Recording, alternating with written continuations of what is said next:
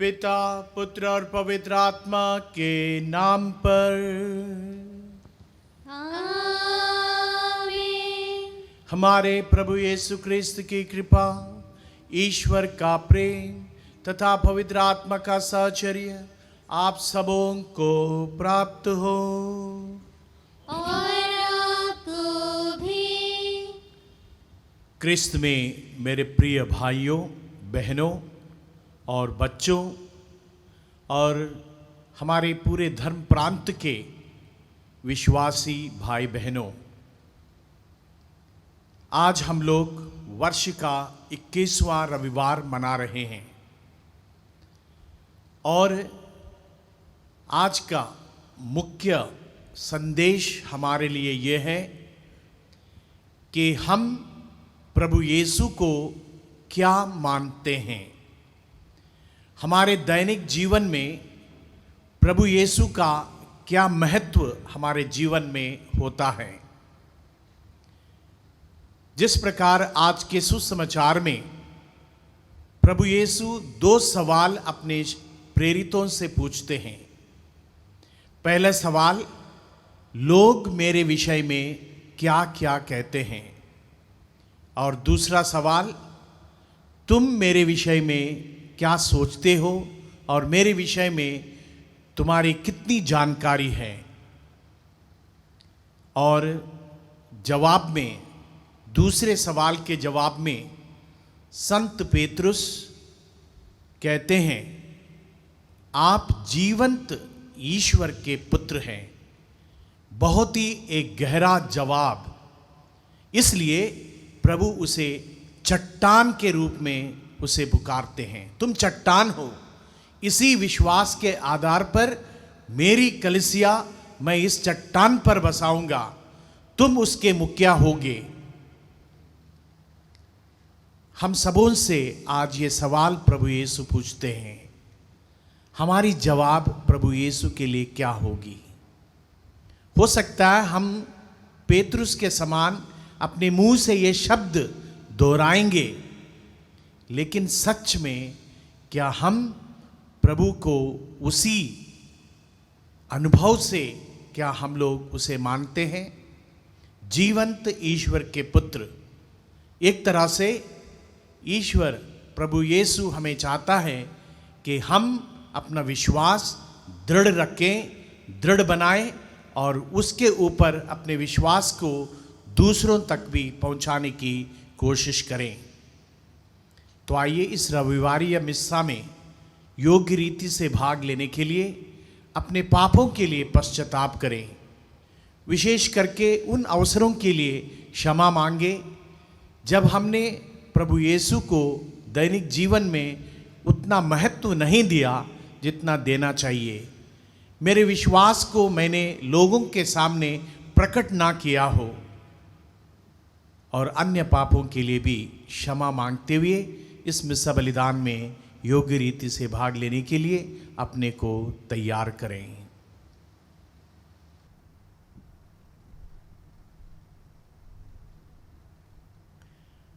हम सब मिलकर बोलें, हे भाई और बहनों, मैं सर्वशक्तिमान पिता ईश्वर और आप लोगों के सामने स्वीकार करता हूँ कि मैंने मन वचन कर्म से और अपना कर्तव्य पूरा न करने से बार बार पाप किया है। मैं अपना दोष स्वीकार करता हूँ। इसलिए मैं धन्य कुंवारी मरियम से, सब स्वर्गदूतों, सब संतों और आप लोगों से, हे भाई और बहनों, विनती करता हूँ कि आप मेरे लिए प्रभु परमेश्वर से प्रार्थना करें। सर्वशक्तिमान ईश्वर हम लोगों पर दया करे और हमारे पाप क्षमा कर हमें अनंत जीवन प्रदान करें। आमीन।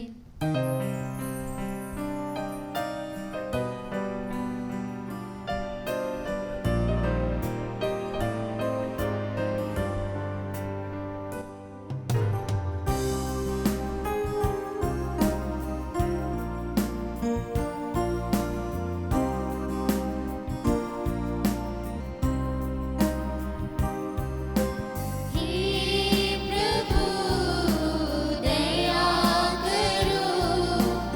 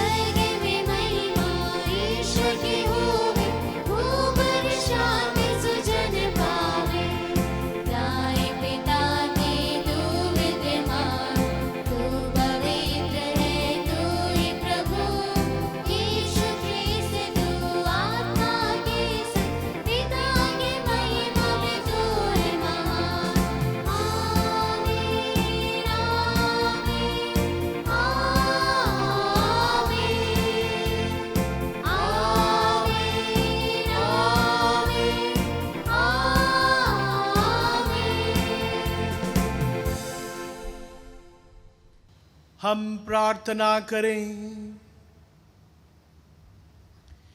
हे प्रभु ईश्वर, तेरी कृपा से हम मन और दिल से एक हो जाते हैं। हमारे हृदय में तेरी आज्ञाओं के प्रति प्रेम और प्रतिज्ञाओं के प्रति उत्कंठा भर दे, जिससे इस परिवर्तनशील संसार में हमारा हृदय उस लोक में लगा रहे जहां सच्चा आनंद है। हम यह प्रार्थना करते हैं अपने प्रभु क्रिस्त और तेरे पुत्र यीशु क्रिस्त के द्वारा, जो ईश्वर होकर तेरे तथा पवित्र आत्मा के साथ युगान युग जीते और राज्य करते हैं। आमीन। पहला पाठ नबी इसायास का ग्रंथ। मैं दाऊद के घराने की कुंजी उसके कंधों पर रख दूंगा। विश्वमंडल का प्रभु महल प्रबंधक शेबाना से यह कहता है, मैं तुमको तुम्हारे पद से निकाल दूंगा, मैं तुमको तुम्हारे स्थान से हटा दूंगा। मैं उसी दिन हिजकिय्याह के पुत्र एलीयाकीम को बुलाऊंगा। मैं उसे तुम्हारा परिधान और तुम्हारा कमरबंद पहनाऊंगा। मैं उसे तुम्हारे अधिकार प्रदान करूंगा। वह यरूशलेम के निवासियों का तथा यूदा के घराने का पिता हो जाएगा। मैं दाऊद के घराने की कुंजी उसके कंधों पर रख दूंगा। यदि वह खोलेगा तो कोई बंद नहीं कर सकेगा, यदि वह बंद करेगा तो कोई नहीं खोल सकेगा। मैं उसे खूंटे की तरह एक ठोस जगह पर गाड़ दूंगा। वह अपने पिता के घर में एक महिमामय सिंहासन बन जाएगा। यह प्रभु की वाणी है। ईश्वर को धन्यवाद।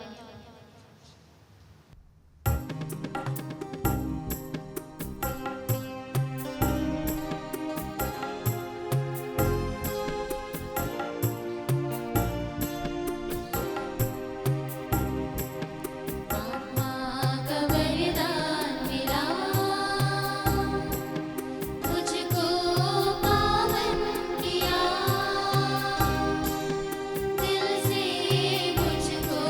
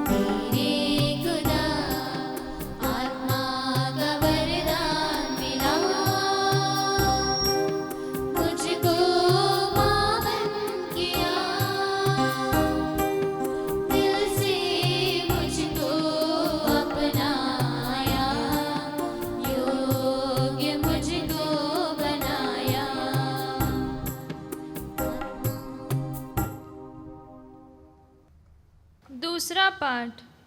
रोमियो के नाम संत पौलुस का पत्र। कितना आगाध है ईश्वर का वैभव, प्रज्ञा और ज्ञान, कितने दुर्बोध और उसके निर्णय, कितने रहस्यमय है उसके मार्ग। कौन प्रभु का मन जान सकता है? कौन उसका परामर्शदाता हुआ?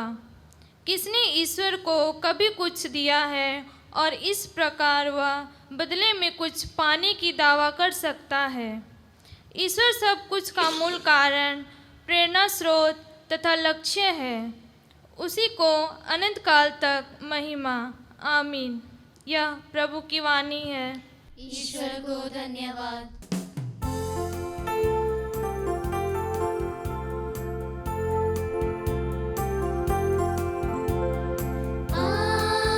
Hallelujah,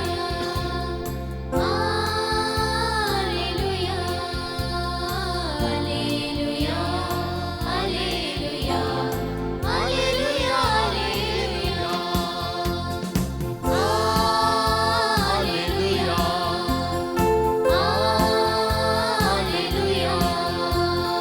hallelujah, hallelujah, hallelujah, hallelujah. प्रभु तेरे सेवक हैं हम, संदेश सुनाएंगे। तूने हमें चुन लिया, मीत मुझे माना।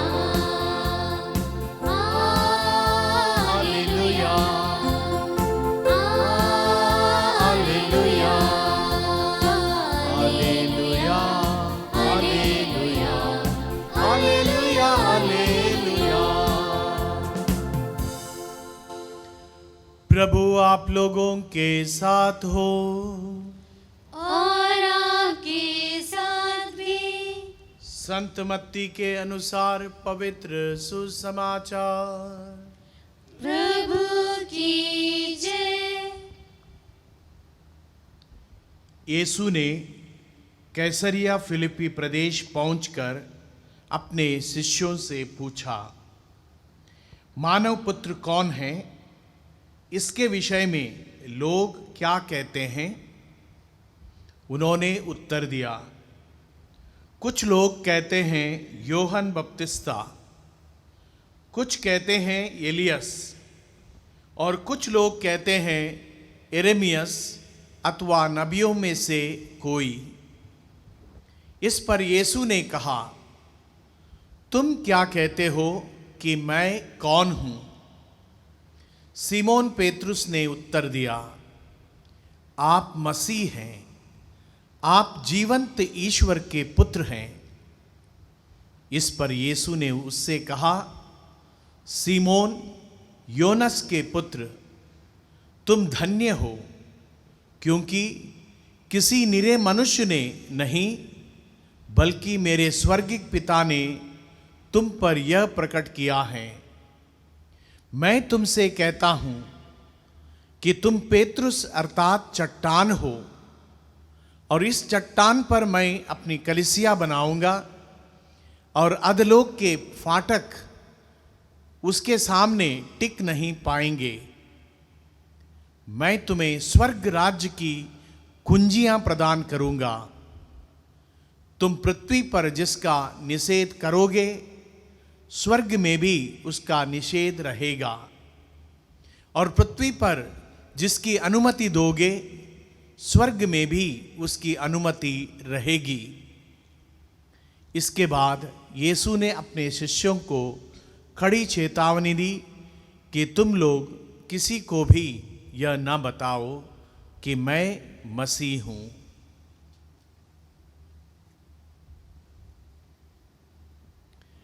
यह प्रभु का सुसमाचार है। क्रिस की जय।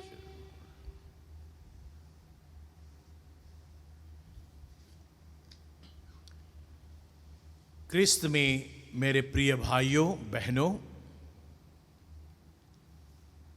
आप लोगों ने सुना होगा एक प्रख्यात कंपनी टाटा, उसके अनेक विभाग हैं। टाटा कंपनी चाहे वो मोटर मैकेनिक्स का हो, चाहे वो स्वास्थ्य चिकित्सा का हो, अनेक तरह की सुविधाएं ये कंपनी देती है। इस कंपनी के बारे में कहा जाता है कि हर एक व्यक्ति इस कंपनी में कर्मचारी या बड़े छोटे बड़े खुश रहते हैं। 2016 में जो कुछ परिवर्तन इस कंपनी में किया था, एक सर्वे वहां पर किया गया था। उस सर्वे में यही पाया गया कि 100% उनके जो कर्मचारी हैं सारे बहुत ही खुश हैं। ये अपने वेतन से नहीं, बल्कि जो व्यवहार उनके सीईओ जो अधिकारी हैं उनसे जो बर्ताव, उनका संबंध जिस प्रकार का है, उसके बारे में वो जिक्र करते हुए कहते हैं कि हम सभी खुश इसलिए हैं क्योंकि हमें एक तरह से अपनी जगह पर पूरा पूरा हम पर विश्वास किया जाता है। ठीक उसी प्रकार हम लोग आज के सुसमाचार के द्वारा हमें एक तरह से प्रभु यीशु अपने शिष्यों से यह जानना चाहते हैं कि लोग इनके बारे में क्या सोचते हैं। रतन टाटा ने अपने कर्मचारियों से या और अन्य लोगों से पूछकर अपनी राय लेकर अपनी कंपनी को उन्होंने आगे बढ़ाया। प्रभु यीशु हमारे मुक्तिदाता इस संसार में आए और एक साल 2 साल बिताने के बाद अपने शिष्यों के साथ वो अपने शिष्यों से यह जानना चाहते हैं कि लोग इनके विषय में क्या सोचते हैं। और हम जानते हैं प्रभु यीशु 2 सवाल लोगों से करते हैं और पहले सवाल के लिए शिष्य जवाब देते हैं और कहते हैं, एक बड़ा नबी, लेकिन वो उनको स्पष्ट रूप से ये जवाब नहीं देते हैं। कोई एक नबी, एलियस और अन्य पुराने यूहन्ना बपतिस्ता, ये सब नबियों में से कोई एक है, लेकिन वो स्पष्ट नहीं है। दूसरा सवाल प्रभु यीशु करते हैं, तब पेतरुस एक जो सच्चा इंसान था, वो आगे आकर कहते हैं कि आप मसीह हैं, आप मसीह हैं, जीवंत ईश्वर के पुत्र हैं।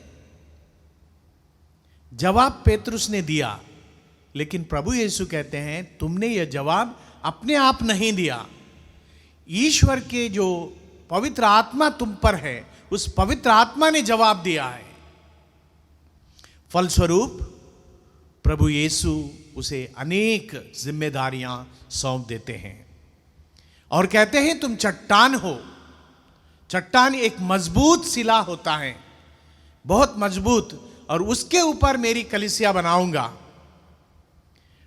प्रभु यीशु पेतरुस को चट्टान इसलिए कहते हैं क्योंकि उसने प्रभु पर विश्वास किया, पूरे दृढ़ विश्वास के साथ उन्होंने साक्ष्य दिया कि आप मसीह हैं और जीवंत ईश्वर के पुत्र हैं। और उस विश्वास पर प्रभु यीशु ने प्रतिज्ञा की और कहा कि तुम्हारे उस चट्टान रूपी विश्वास पर मैं अपनी कलीसिया बनाऊंगा। और इसके फलस्वरूप हम लोग देखते हैं, प्रेरित चरित्र में हम लोग पढ़ते हैं, जब कभी भी महासभा और कोई सभा वहां पर थी, वहां पर पेतरुस को एक मुखिया के रूप में वहां पर संचालन करते हुए देखा जाता है। इतना ही नहीं, प्रभु यीशु उन्हें स्वर्ग राज्य की कुंजियां प्रदान करते हैं। कुंजियां क्या होती हैं? चाबी खोलने और बंद करने के लिए होती हैं। चाबी एक अधिकार का प्रतीक भी है और इसलिए प्रभु यीशु संत पेतरुस को अधिकार देते हैं। वो अधिकार स्वर्ग में और इस धरती पर, इस पृथ्वी पर जो कुछ भी वो तय करेंगे वो स्वर्ग राज्य में भी तय होगा। जो चीज स्वर्ग राज्य में वहां बंद करेंगे वो पृथ्वी पर भी बंद रहेगा। तो इसलिए वो अधिकार, सर्वोच्च अधिकार संत पेतरुस को दिया जाता है। और इसीलिए आज हमारी कलीसिया उसी विश्वास रूपी चट्टान पर खड़ी है और उसके प्रतिनिधित्व हमारे संत पापा करते हैं। संत पापा हमारे लिए धार्मिक ज्ञान वो देते हैं, और वो धार्मिक ज्ञान एक तरह से वो विश्वास के ऊपर, विशेष करके आध्यात्मिक और विश्वास का ज्ञान संत पापा पूरे कलीसिया के लिए आज भी देते हैं और उसको पूरी कलीसिया मानती है। आज के पहले पाठ में हम लोगों ने सुना अन्यायी शोभान जो अन्याय अपने लोगों पर कर रहा था, तो ईश्वर ने उसे अपने पद से हटाकर एलियाकीम को वो पद प्रदान करते हैं। वो इसलिए क्योंकि उसका जो विश्वास कमजोर था, वो लोगों से अन्याय करता था, और उस अन्याय की वजह से वो उसको पद से हटाकर वो नई नियुक्ति करते हैं। ये दोनों पाठ का सार हमारे जीवन के लिए बहुत कुछ कहता है। सर्वप्रथम हमें संत पेतरुस के समान एक सच्चाई का जीवन बिताना है। पेतरुस पूर्ण रूप से एक इंसान का जीवन वो बिता रहा था। उसने गलती भी की, उसने प्रभु यीशु को नकारा भी, और अंत में प्रभु यीशु के लिए उन्होंने अपना जीवन को कुर्बान, वो शहीद हो गए। विश्वास के लिए वो शहीद हुए। प्रेरित चर्य में हम लोग देखते हैं बिना कोई डर, धैर्य के साथ, विश्वास के साथ पुनर्जीवित प्रभु यीशु का प्रचार प्रसार इन्होंने किया। वो किसी से नहीं डरते थे, और इस प्रकार उन्हें अंत में एक शहीद होना पड़ा, और वही उसका सर्वोत्तम एक प्रभु से पुरस्कार है। दूसरी बात, हम संत पेतरुस के समान भी हमें विश्वासी बनना है। जिस प्रकार प्रभु यीशु ने कहा तुम चट्टान हो, तुम्हारा विश्वास मजबूत है, उसी प्रकार बपतिस्मा के बाद वही जिम्मेदारी हमें भी मिलती है कि हम भी कलीसिया में एक चट्टान के समान बने। हमारा विश्वास कभी भी कमजोर ना हो, वो चट्टान के समान हम कलीसिया के लिए खड़े रहें। और अधिकार, प्रभु यीशु ने संत पेतरुस को अधिकार दिया, कुंजियां प्रदान की। ठीक उसी प्रकार प्रभु यीशु बपतिस्मा के बाद वही अधिकार हमें देते हैं, और वो अधिकार न सिर्फ विश्वास का बल्कि कलीसिया को संभालने का अधिकार वो हमें देते हैं। प्रभु यीशु के बताए हुए मार्ग पर चलने का वो अधिकार हमें है। पूरे अधिकार के साथ हम प्रभु यीशु के वचनों का प्रचार प्रसार करने के लिए, आगे बढ़ने के लिए हमें बपतिस्मा के समय वो जिम्मेदारी हमें मिली है। और संत पेतरुस को ये सब अधिकार अपने नम्रता के लिए मिला है। इसलिए हमें पद ग्रहण करने के बावजूद, कलीसिया में अनेक पद होते हैं, तो अनेक पद होने के बावजूद हमें नम्र होना जरूरी है।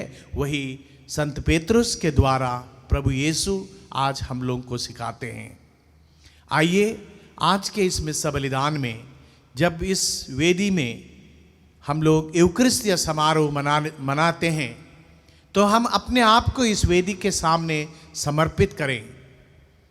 वही प्रभु यीशु क्रिस्त जो क्रूस पर मरे थे, वही यीशु का वो त्याग, वो समर्पण इस वेदी पर यहाँ पर होगा।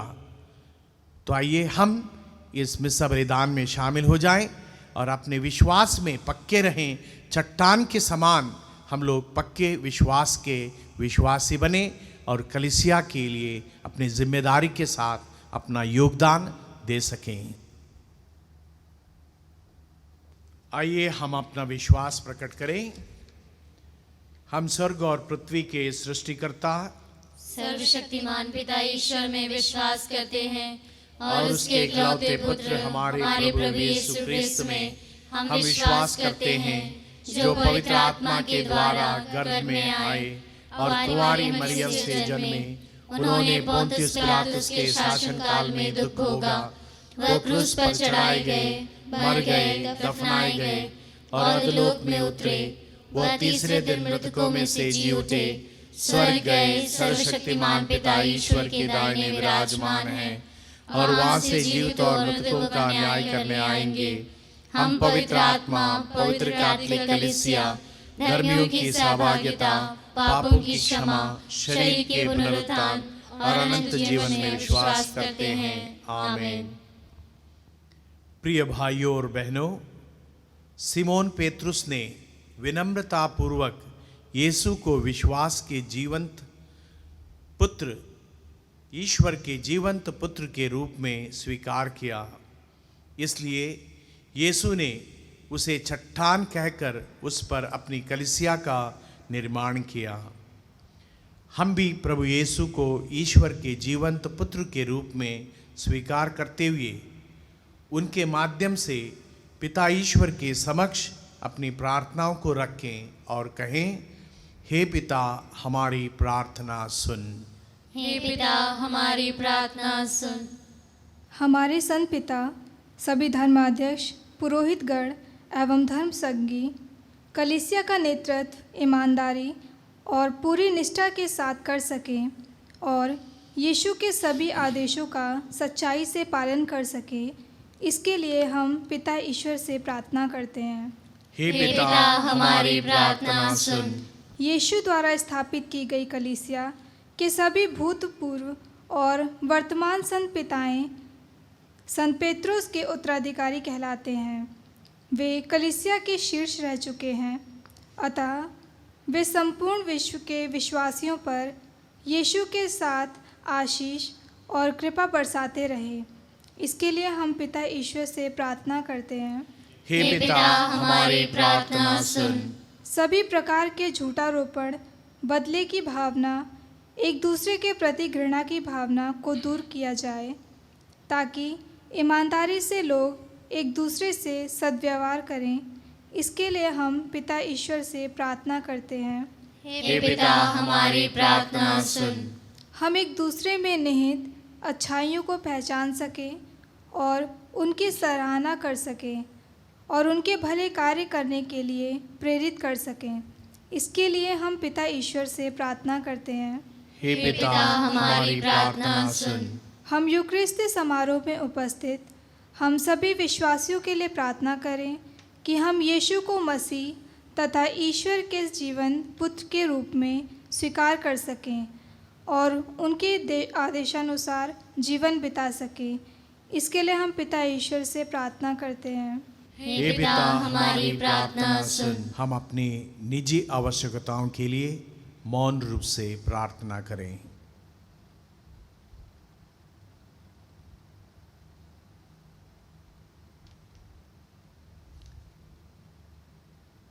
हे स्वर्गिक पिता परमेश्वर, तेरे पुत्र यीशु क्रिस्त को हमें देने के लिए हम तुझे धन्यवाद देते हैं, जिन्होंने अपने शिष्यों को अपनी कलीसिया का नेतृत्व करने के लिए नियुक्त किया। हमें यह कृपा प्रदान कर कि हम कलीसिया के सच्चे सदस्य के रूप में सभी विश्वासियों को अच्छे काम करने और पवित्र जीवन जीने के लिए प्रेरित कर सकें, ताकि हम सभी स्वर्ग राज्य में प्रवेश करने के योग्य बन जाएं। हम यह प्रार्थना करते हैं अपने प्रभु क्रिस्त के द्वारा। आमीन।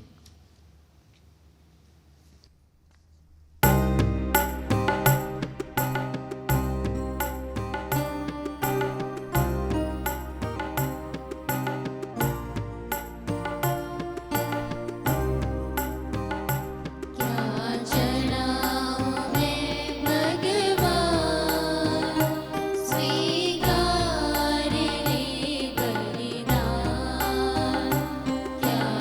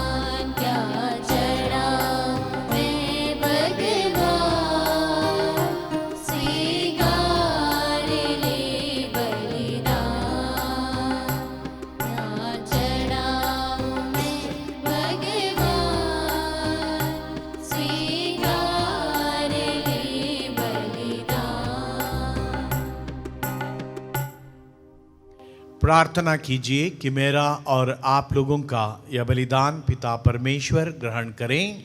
प्रभु अपने नाम की स्तुति तथा महिमा के लिए और हमारे तथा अपने समस्त पवित्र कलीसिया के लाभ के लिए आपके हाथों से यह बलिदान ग्रहण करें। हे प्रभु, तूने क्रूस के एकमात्र बलिदान से अपने लिए प्रजा एकत्र की है। अपनी कलीसिया में हम सबको एकता और शांति का वरदान देने की कृपा कर हमारी प्रार्थना सुन अपने प्रभु क्रिस्त के द्वारा। आमीन। प्रभु आप लोगों के साथ हो और आपके साथ भी। प्रभु में मन लगाइए। हम प्रभु में मन लगाए हुए हैं। हम अपने प्रभु ईश्वर को धन्यवाद दें। यह उचित और आवश्यक है। हे पूज्य पिता, हमारा परम उचित है, हमारा कर्तव्य तथा कल्याण है कि हम सदा और सर्वत्र तुझे धन्यवाद दें। तुझी में हम जीते, कार्य करते और बने रहते हैं। इस पृथ्वी पर निवास करते समय हम ना केवल प्रतिदिन तेरे प्रेम का अनुभव करते, वरन अनंत जीवन की प्रतिज्ञा के अधिकारी बन गए हैं। जिस पवित्र आत्मा ने प्रभु यीशु को मृतकों में से जीवित कर दिया है, उसी के प्रथम फल प्राप्त करने से हमें यह आशा मिली है कि हम अनंत पास्का के भागी सदा सर्वदा बना रहेंगे। इसलिए हम तुझे धन्यवाद देते और स्वर्गदूतों के साथ तेरा गुणगान करते हुए एक स्वर में गाते हैं।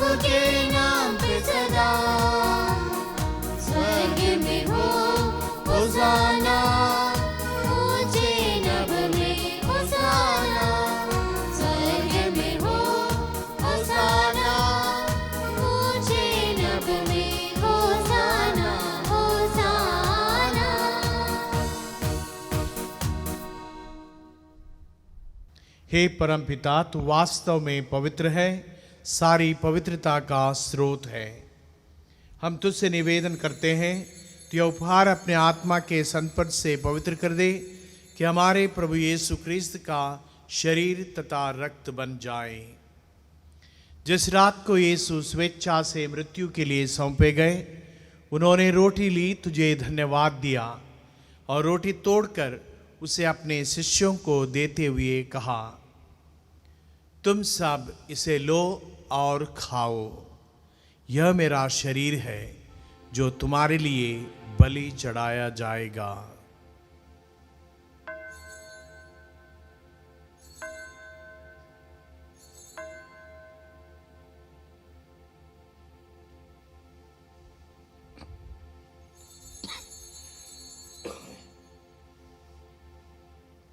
इसी भांति भोजन के बाद उन्होंने कटोरा लिया, तुझे धन्यवाद दिया और उसे अपने शिष्यों को देते हुए कहा, तुम सब इसे लो और पियो, यह मेरे रक्त का कटोरा है, नवीन और अनंत व्यवस्थान का रक्त, जो तुम्हारे और सबों के पापों की क्षमा के लिए बहाया जाएगा। तुम मेरी स्मृति में यह किया करो।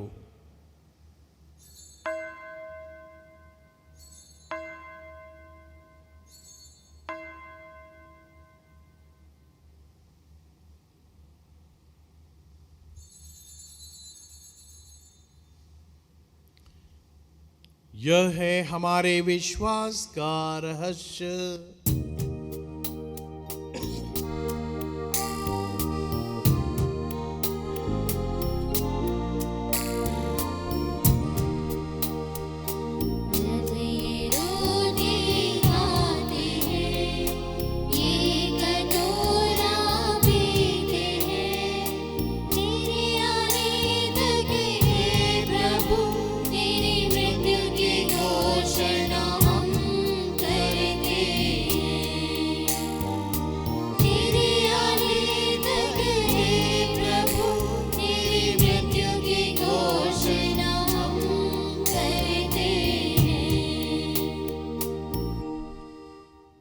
हे परमपिता, यह आज्ञा मानकर हम अपने प्रभु की मृत्यु और पुनरुत्थान की स्मृति में तुझे जीवन की रोटी और मुक्ति का कटोरा चढ़ाते हैं। हम तुझे धन्यवाद देते हैं कि तूने हमें अपने सम्मुख उपस्थित होने और अपनी सेवा करने का सौभाग्य प्रदान किया है। हमारा नम्र निवेदन है कि हम सब जो क्रिस्त का शरीर तथा रक्त ग्रहण करते हैं, पवित्र आत्मा के द्वारा एकता के सूत्र में बंधे रहें। प्रभुवर, हमारे संत पिता फ्रांसिस, हमारे धर्माध्यक्ष राफी मंजली और सभी याजकों के साथ विश्व भर में फैली अपनी कलीसिया की सुदिले तथा इससे प्रेम में सिद्ध बना दे। हे प्रभु, हमारे उन भाई बहनों की भी सुदिले जो पुनरुत्थान की आशा में परलोक सिधार चुके हैं, उन्हें और सभी मृतकों को अपने पुण्य दर्शन का सौभाग्य प्रदान कर हम सब पर दया दृष्टि डाल कि हम भी अनंत जीवन के सहभागी बने और ईश्वर की माता धन्य कुंवारी मरियम, उनके योग्य वर संत योसेफ, प्रेरित गण और सब संतों के साथ जो युग युग में तेरे विश्वस्त सेवक सेविकाएं बने रहें, तेरा स्तुतिगान कर सकें, तेरे पुत्र यीशु क्रिस्त के द्वारा।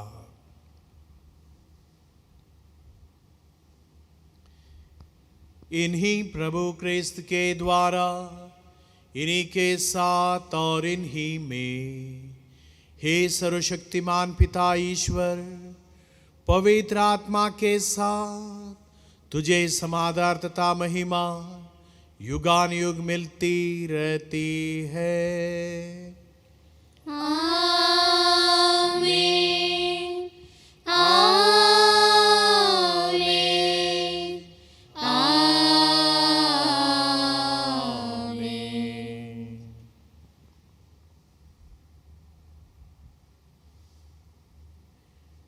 हम सब मिलकर ईश्वर के राज्य के लिए आगमन के लिए प्रार्थना करें। ईश्वर का राज प्रेम का, न्याय का, भाईचारे का राज हमारे बीच में हो, हमारे देश में हो।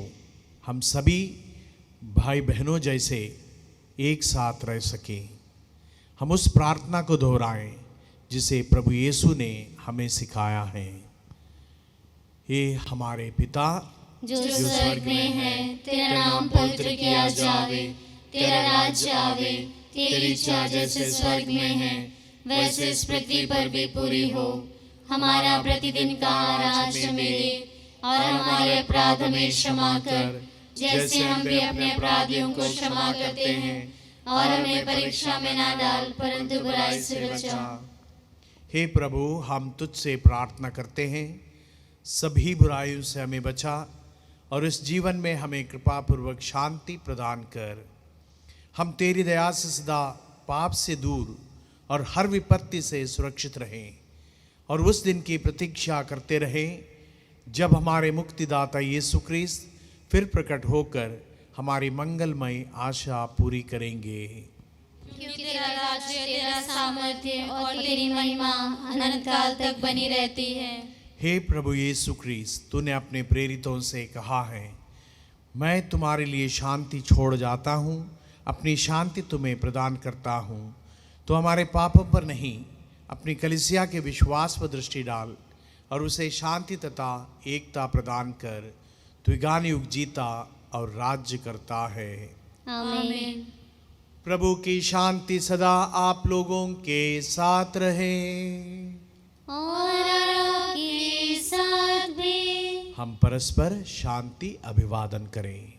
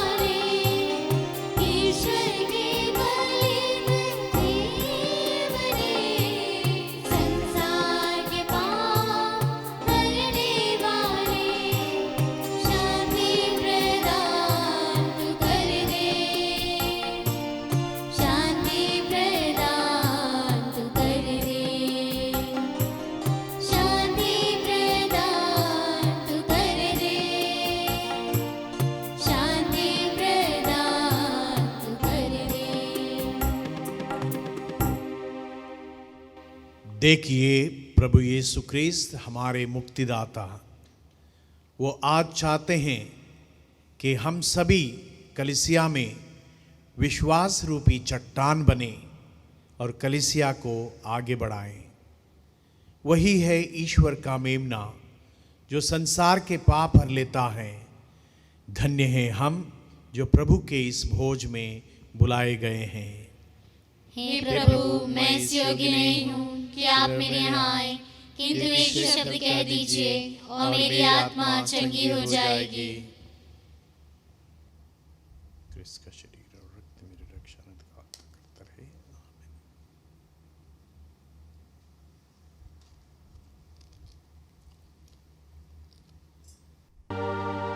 हे मेरे प्रभु यीशु, मैं सारे हृदय से विश्वास करता हूँ कि आप पवित्र यूकरिस्ती संस्कार में उपस्थित हैं। हे प्रभु, मैं सभी चीज़ों से बढ़कर तुझे प्रेम करता हूँ और मेरी यही अभिलाषा है कि आप मेरे आत्मा में आकर बस जाएं, क्योंकि हे प्रभु, मैं तुझे आज ग्रहण करने में असमर्थ हूँ। हे प्रभु, आध्यात्मिक रूप से आकर मेरे हृदय में समा जाइए। हे यीशु, मैं आज तुझ में एक होना चाहता हूँ और तुझ में समा जाना चाहता हूँ। हे प्रभु, यह कभी ना होने पाए कि मैं तुमसे कभी अलग हो जाऊँ। आमीन।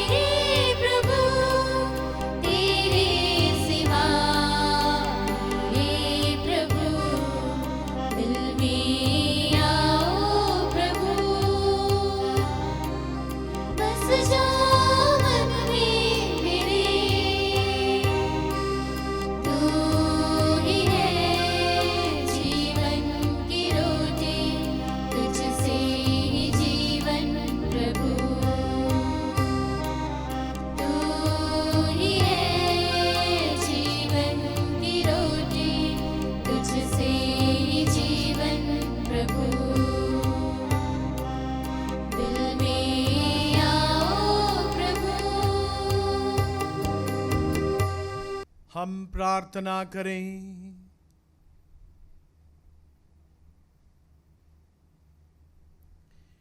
हे सर्वशक्तिमान प्रभु ईश्वर, अपनी दया की औषधि से हम सबको पूरी तरह चंगा कर दे।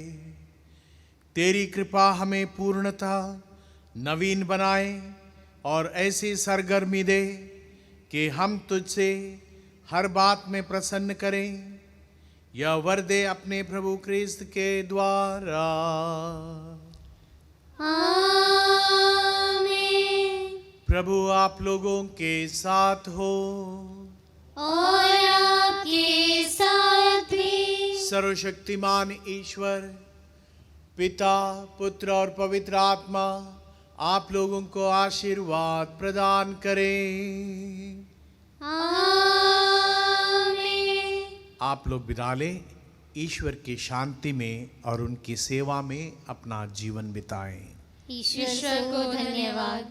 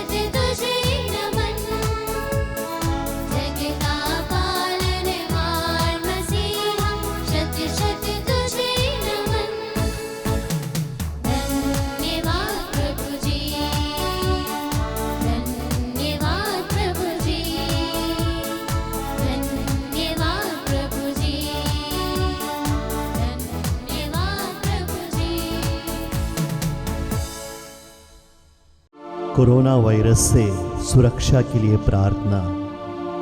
हे सर्वशक्तिमान दयालु ईश्वर, तू जो समस्त सृष्टि के प्रति अपना प्रेम प्रकट करता है, हमारी प्रार्थनाओं को जो हम संसार भर में कोरोना वायरस से पीड़ित लोगों के लिए कर रहे हैं, कृपा पूर्वक सुन ले।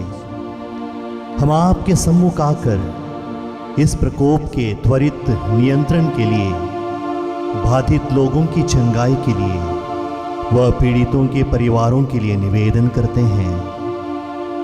हम उन तमाम चिकित्सकों व वैज्ञानिकों के लिए प्रार्थना करते हैं जो इस रोग के उन्मूलन के लिए औषधि की खोज में लगे हैं, जिससे अति शीघ्र ही उचित दवा की खोज हो सके। हम याचना करते हैं सरकार व स्वास्थ्य अधिकारियों के लिए, जिससे कि वे लोगों की भलाई के लिए समय पर उपयुक्त कदम उठा सकें। यह प्रार्थना हम करते हैं अपने प्रभु क्रिस्त के द्वारा। आमीन।